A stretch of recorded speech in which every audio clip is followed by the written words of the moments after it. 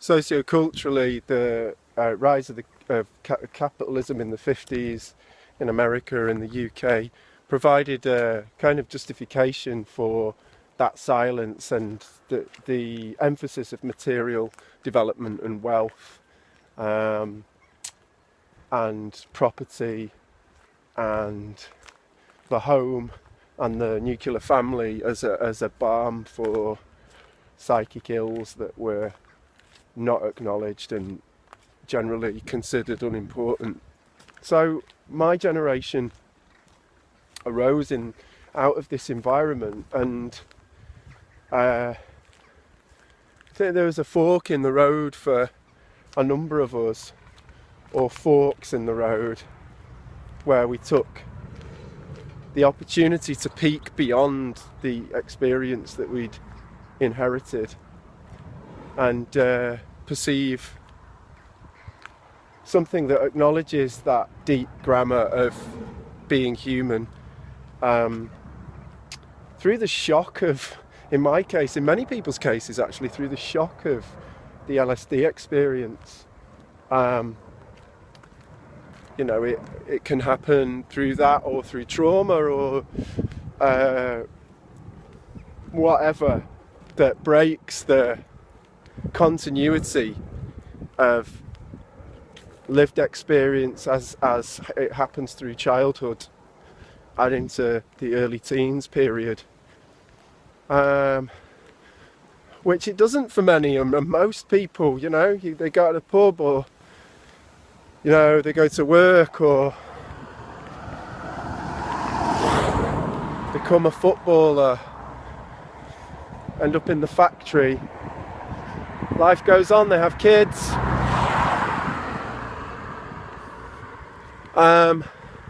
There's nothing wrong with that, but it doesn't facilitate.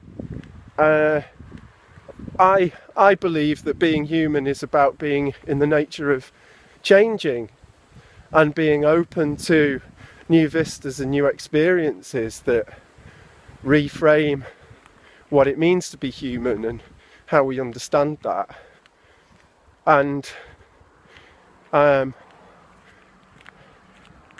it's a crying shame to not have access to opportunities to understand who you are in a new context, in a slightly awakened intellectual or emotional context,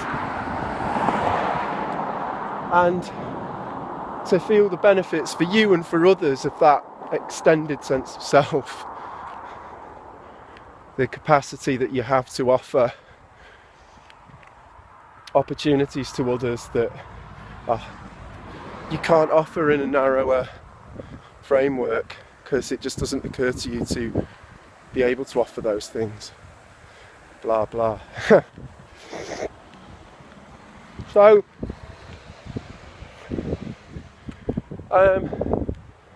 the tracks that the two tracks that follow that are dealing are about experiencing the honeymoon period of that elation, of ejecting from mundane experience and experiencing with others something different, something more joyful, but it's largely an afterglow created by, or facilitated by, taking drugs. It wears off. And Dawn, not the first track after Silence at Home, the second track after it, Dawn is a pivotal piece about returning from the club, a night out, back to someone's house, which was in many ways the most enjoyable part of the evening for me. Getting on, putting music on that you adore, you know, getting fucked up on dope and letting your mind in a more tranquil environment, letting it expand out. But of course, what's interesting about that period is that it turns at some point through the night. The light starts to creep in through the blinds. The serotonin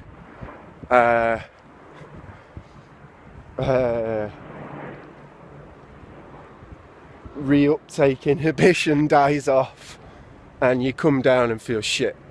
And so at the end of the track there's something that alludes to a strong memory I have, another strong memory I have of, it was Mel, I call her Jen on the album, but sat in the kitchen. She'd done a load of whiz the night before, and I always found whiz a really difficult come down and pretty uninspiring drug that you don't take anything away with you from the experience. She was just sobbing uncontrollably, and her partner Paul, a friend of mine who's making music with me and others, just sat next to her staring into space, not even able to put his arm around her. And I just thought, this is awful. How can you go from this experience the night before, where we were looking at each other and holding each other and dancing together and glowing in a space, to being so disconnected in a space of hours like that, in a matter of hours? And so, you know, I go out of the door and walk around the river, past the ring road, this concrete loop around the city, again looping, that thing which I'm starting to loathe. Back you are again in this loop. And past some houses on a nearby council estate, and imagine peering in through one of those windows and seeing someone about 10 years older than me that had bright eyes and all this energy and vim and vigour as a youth, having accepted a truce, cold comfort for change, Mr. Waters, where he sits in a kitchen in a satellite town. You know, he votes Tory, he's got a few quid in the bank, his kids will be alright, but not in terms of any meaningful legacy that he's going to leave those children, regarding who they are and why they're here, why human beings appeared on the earth in the first place, and how this all sprang into life, gradually evolved over endless time. Those wonderful questions that are on the tips of the tongues of every child, and that none of us can answer, but very few parents will even entertain in any meaningful way. That's maybe a bit harsh. Yeah, so it's that, and personally from there I did something rash and fucked the house off and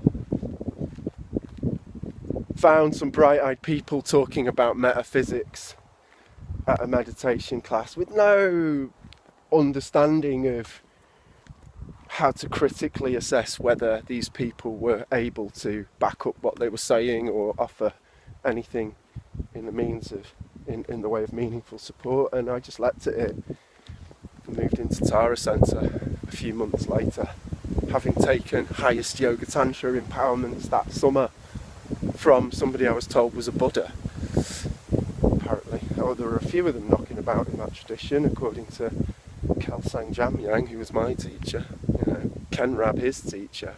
You know, I'm going to introduce you to a Buddha. I believed him. Fucking hell! Oh shit, I'm going to meet somebody whose mind is infinite space. Or maybe not. So that's the first half of where it stands and my thinking on that first half of the album. I'm gonna stop here because it's probably a lot for 10:45 on a Friday morning, and just enjoy this beautiful walk above Bristol on Dundry. There's a point up here where a house looks out across the valley into Somerset, where the where on the one side it's Bristol, and the other side, in my mind, it stops becoming Bristol and becomes Somerset, and out along that way is a part of the world I don't know very well, but it's very beautiful from up here. That's somewhere I like to be, and again, it's partly the second part of the album is what that is about. It's about looking out into somewhere beautiful that is inviting you to wander in and upon it, and not knowing what's out there, and feeling that beauty and also the fear of not knowing at the same time, and being compelled and okay with setting off into it. Yeah, that's the second part of Backwater.